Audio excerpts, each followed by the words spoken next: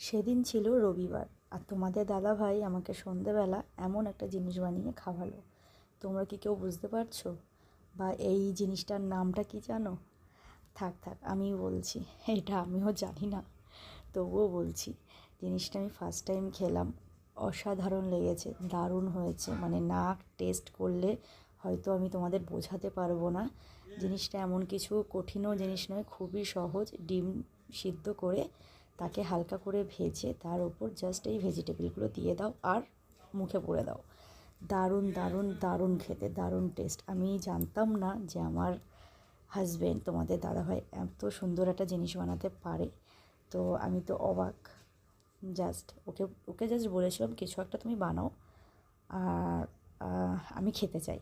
তো আমাকে ও এটা বানিয়ে খাওয়ালো, দারুণ লেগেছে। তোমরা বাড়িতে ট্রাই করো। দেখছো এটা কত সুন্দর দেখতে লাগছে? যতটা সুন্দর দেখতে লাগছে ততটা সুন্দরই খেতে।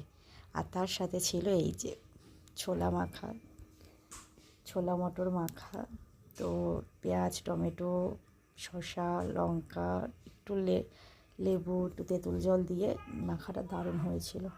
তো চলো, রবিবারটা তো এভাবেই এনজয় করলাম সন্ধ্যেবেলাটা। টাটা।